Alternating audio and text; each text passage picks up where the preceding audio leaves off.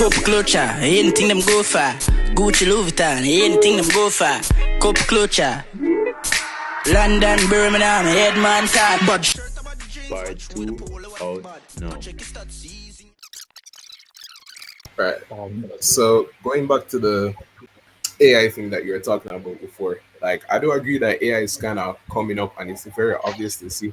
So a lot of people, including myself, is wanting to know how, other than just like the basic ones like ChatGPT, like how have you and how do you plan to and how can like students in general maximize AI with all this new tech coming out? Yes, I think first of all, use Claude, right? Because for school, I don't even know what Claude.ai is. I'm about to change your life, right? So Claude, CLAUDE.ai. I'm putting you on to so much game right now. Don't like this is Claude AI. Yeah, we can release this. CLAUDE. So I'm about to let me tell you what I've been doing. So I run a business full time. I am also doing a PhD full time. Those two things, too much, right? There's too many things. I'm trying to like maintain a relationship, maintain like friendships, like all. It's a lot. Cloud has helped me a lot. So here's what you can do with Cloud. Here's what I've done with the Cloud. And then maybe I get in trouble with this, but you get like, let's say your professor gives you slides, right, for your class. You can upload slides to Cloud, right? Upload a PDF or whatever. And let's say they also give you a problem set. Upload your problem set to Cloud and ask Claude to solve it. No, the difference with Claude and ChatGPT is that ChatGPT as a language learning model is trained on a lot more data, right? So they're trained on books, textbooks, but also things like Reddit, right? Twitter, the internet more generally. Claude is specifically trained on academic material, right? And so I think, so in that sense, it's a bit more intellectually accurate. So it's trained on like math textbooks, on like logic.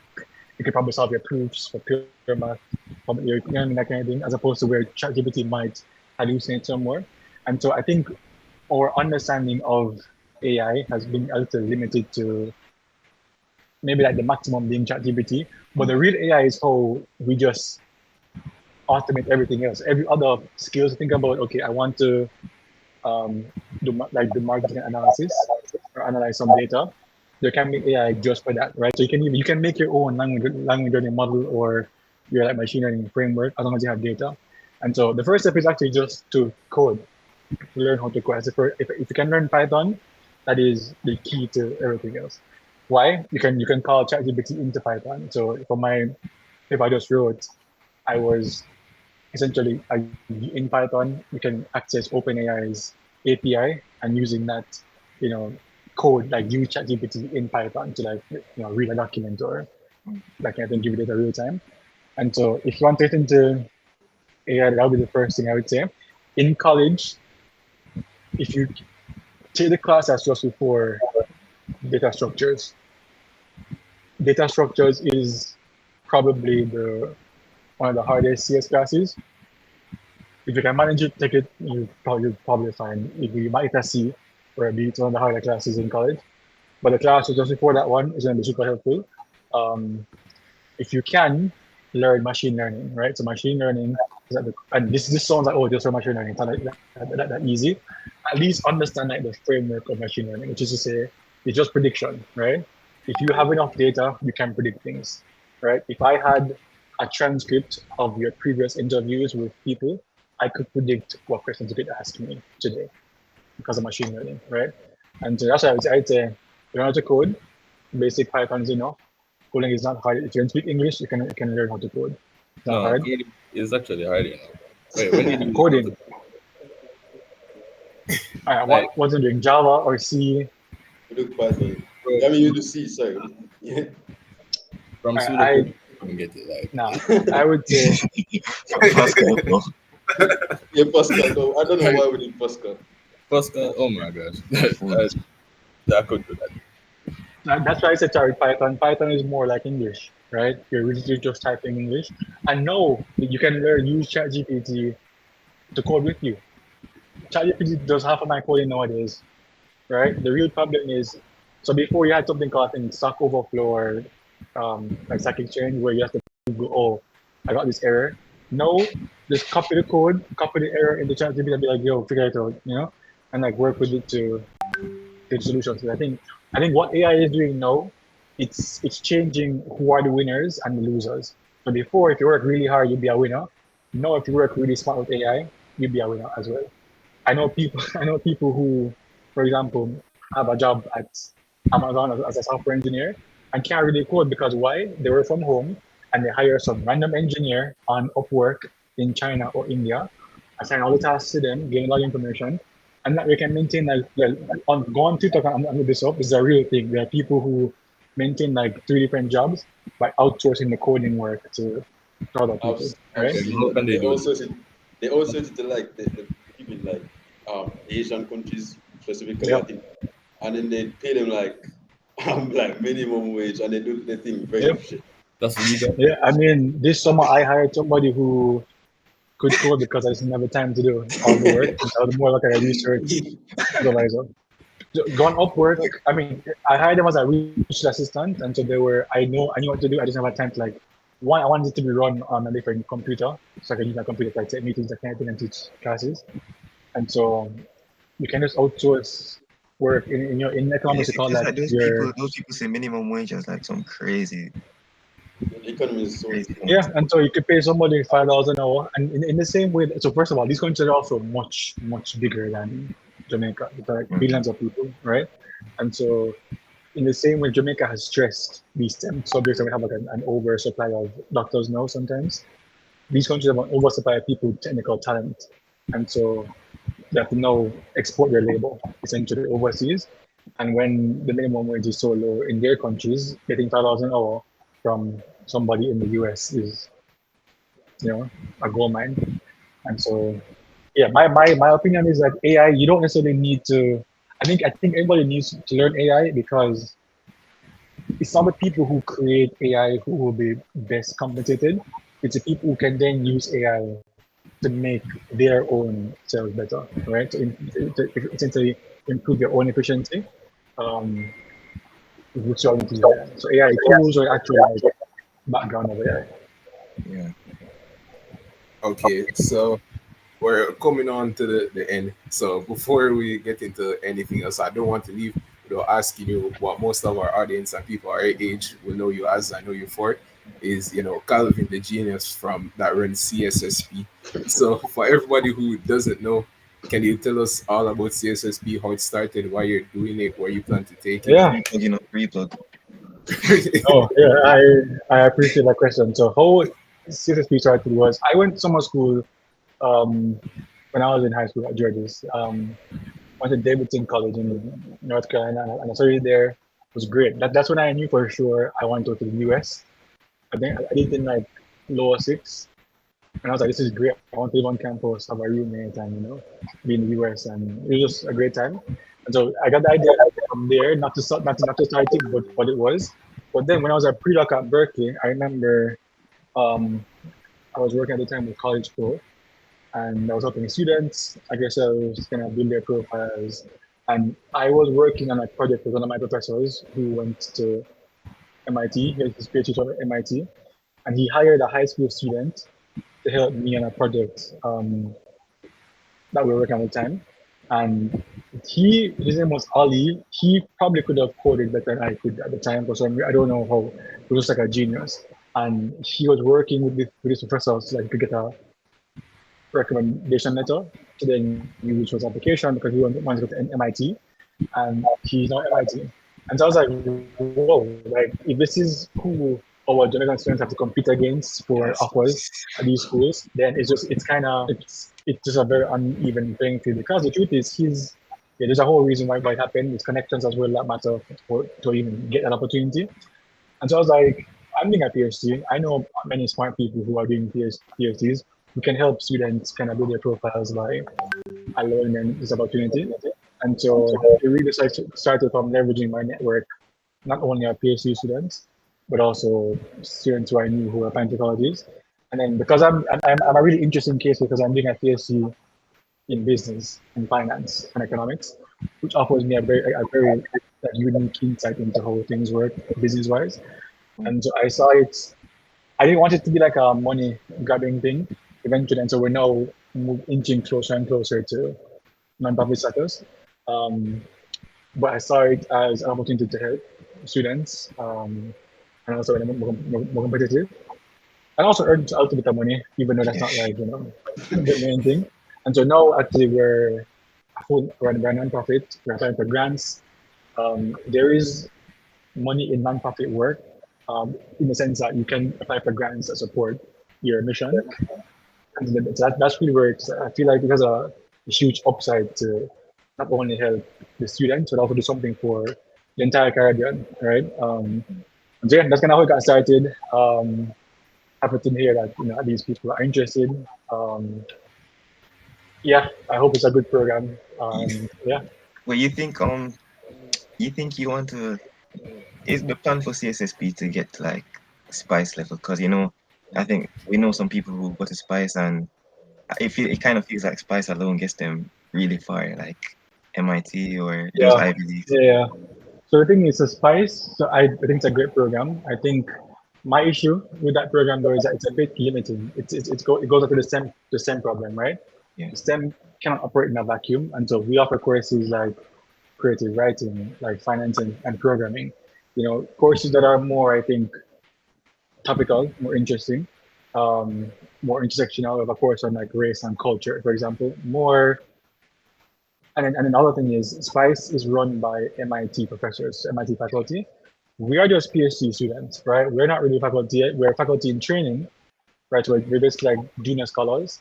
And so eventually, I think that's the goal. I think when you're a professor at a university, you're going to have a bit more leverage to kind of get sponsorship and like funding and opportunities. So we are unique in that we won't be necessarily limited to one institution. So we're already talking now to schools to partner with as like a pipeline program as well, where our evaluation is almost like a first tier of evaluation. And so that's the goal. I think it has huge potential. Spice, for example, I think they manage it over $800,000 US dollars either per year or overall to help their students. I think you have to pay like $7,000. Like the cost is like $7,000 US, but all of them going free. So. Yeah, and so that's where we would like to get. We like to have a program where it's not online. Students can actually fly instructors down. We can have students travel from wherever. That is a goal. I think it's very possible. I think it's innovative in the sense that we have some really unique courses. I got to teach about options, which is I think is a great thing to learn about. Other courses. Do you remember what the option is? I remember what the option is. So yeah, some like the chemical engineering course, the solar engineering course, and again, I think the real benefit is, I think when you're being taught by an expert, is a different level of like learning as well, and it's like depth of knowledge. It's not surface level, and it also helps if it's also practical, right? And so we don't want to teach you like biology and chemistry and calculus. We learn things in college. We want to teach you things that are a bit more topical. Yeah. So yeah, that's the goal.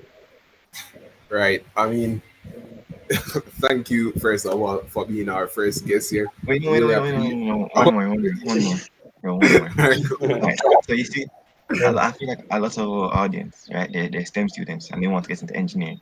But like, do you think that there's like a right choice, engineering or business? And also, do you think? Because I've been thinking about this, getting an engineering degree and then maybe doing an MBA, or either getting an engineering degree and doing like a minor in finance or accounting or something like that. And adding on to that as well. Adding on to that as well, in choosing your type of engineering as well, like which one, would you go into and like? Yeah, but wait, he's an all-rounder. He told us.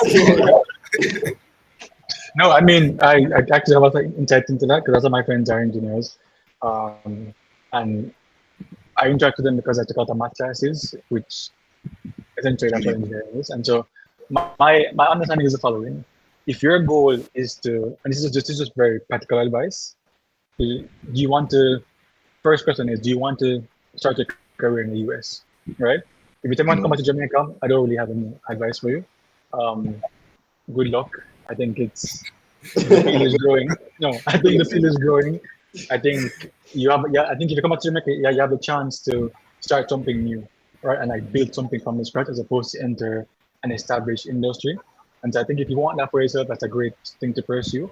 But if you want to kind of go into the US, you have to be a bit more practical because you're not a US citizen or resident. So the first thing is determine the kind of engineering you want to do. Some engineering programs will get you a job right after. Civil engineering, for example, many construction firms from like Clark, Bain, all over, you can find a job, right? Chemical engineering, you're probably looking at a PhD, right? Chemical engineering firms in the US are not hiring international students often. I had many friends, Alex was one of them, who taught chemical engineering course. I have a person from Nigeria called Kumbaya, bright person, right? Kumbaya, I think had to go into business, consulting, right? And so you need to be a bit more practical in what you choose if you want to stay in the US, right? I think it's very, so if you're doing chemical engineering, you probably want to add on a finance minor, and in that case, it becomes more practical, take econ classes. And so that's overall. Mechanical engineering, you also have opportunities with firms in the US more than chemical engineering. ECE, you can't go wrong with that. So electrical and computer engineering is the same as computer science. Can't go wrong with that. You find a job either in banking, because banks also need software, or a tech firm, tech that is basically software, fintech, real estate need software. But I would say take an accounting class. That's the basics. If you want to go into finance, take an accounting class. That alone gives you enough to learn the rest on your own, right? And so, because fundamentally, when you want to apply for these like finance jobs or tech jobs, your GPA and your coursework get to the interview. What gets to the job is how well you interview. Your classes do not prepare for the interviews. You know what I mean? It's how you practice outside on your own code, or. So are you saying that I could get a job on Wall Street if I major in chemical engineering and do a minor in finance? Yeah, and here's the trick. You don't declare your major in college until about your second year, your sophomore year, depending on the school. Until that date, you can major in whatever. You can put anything on your CV, right? This is what I found out, I think. You cannot put that you have a double major in a chemical engineering and economics. So like literally way.